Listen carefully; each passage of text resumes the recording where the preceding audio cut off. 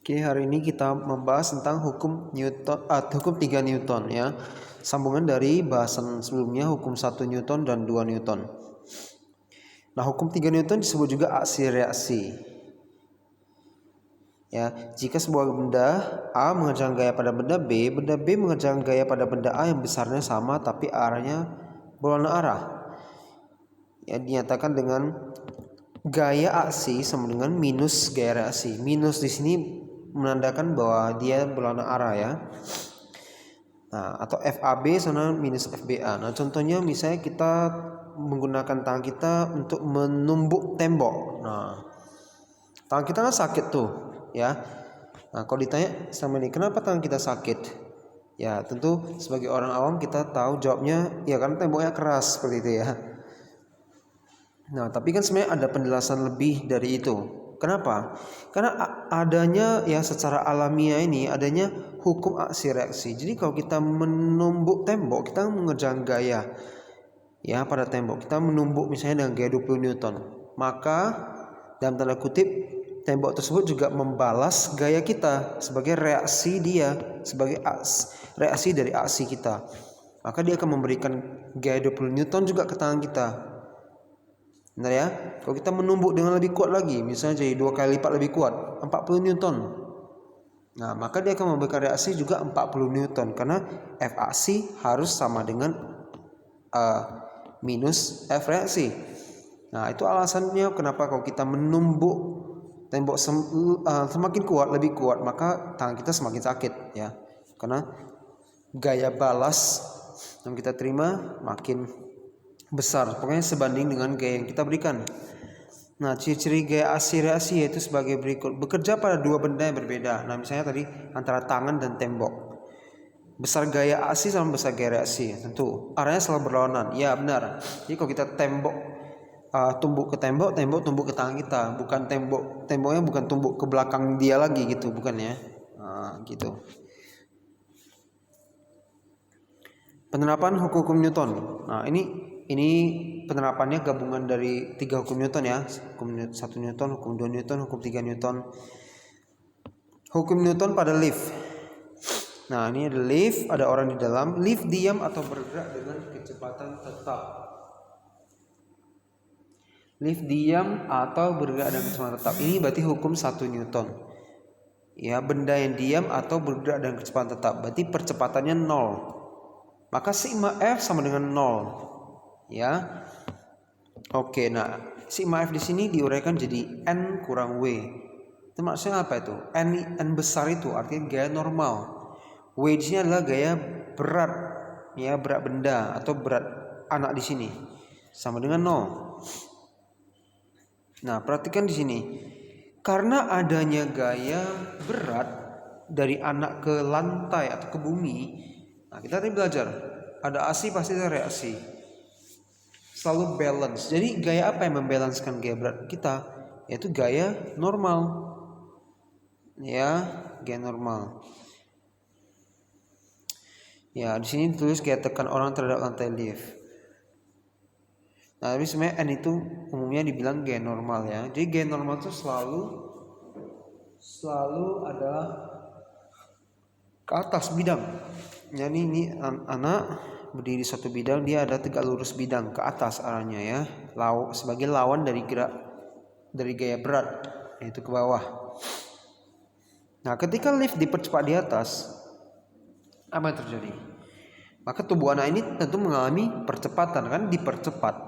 Berarti sigma, rumusnya bukan sigma F sama dengan 0 lagi, tapi sigma F sama dengan M kali A. Makanya tadi N kurang W sama dengan 0 menjadi N kurang W sama dengan M kali A. Seperti itu aja. Nah ya.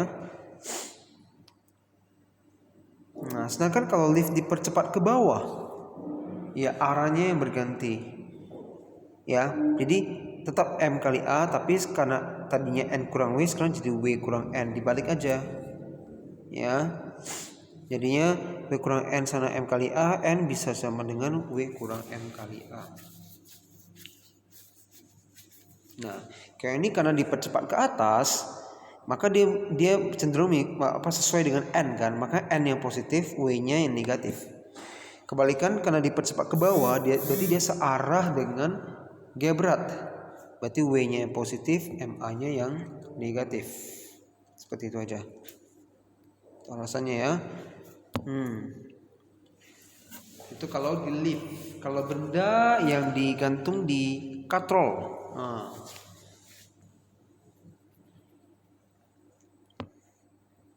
Oke, masa katrol diabaikan. Nah, selalu kita nanti hitungnya karena setiap benda memiliki masa. Nah, kita kan hanya bicara benda ini sebenarnya, betul ya?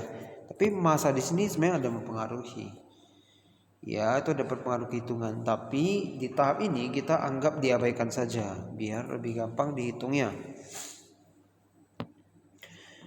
MK sama 0, masa katrol sama 0. Nah, masa 2 sama masa 1 katanya. Ini dari soal ya. Makanya berarti dia katrolnya bergeraknya searah jarum jam pastinya. Talinya akan bergerak turun ke kanan. Ini yang berat kan? Masa benda 2 lebih berat dari masa benda 1. Oke, sekarang kita lihat. Kita tinjau salah satu ya. Benda 1. Nah, di benda 1 kita ambil T1 kurang W1. Nah, ini selalu gini. Kita gimana bilangnya? Kita ambil yang lebih besar kurang lebih kecil. Di sini karena dia bergeraknya ini ke atas, tentu saja gaya tarik tali pasti lebih besar dari gaya berat benda. Dia baru bisa tarik ke atas dong. Berarti T1 lebih besar dari W1. Oke ya. Nah, T1 tadi kita karena gak ada tali kita pakai normal kan? G normal. Nah, kalau udah ada talinya, G normal hilang. Jadinya G tegangan tali T. Tapi cara menyusun persamaannya sama. Ini kan N mana tadi? N kurang W sama MA. Berarti ini T1 kurang W1 sama M. T kurang W sama MA. Cuma ini dinamakan ya. Karena nanti ada yang kedua lagi. T1 kurang W1 sama M1A. Atau T1 sama W1 tambah M1A.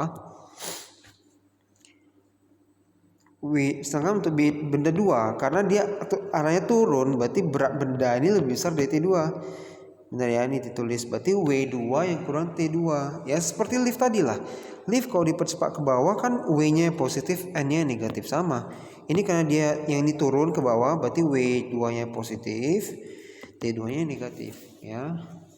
Sana M2A maka T2 sana W2 kurang M2A. Maka di sini kita memunculkan rumus gitu ya. Jadi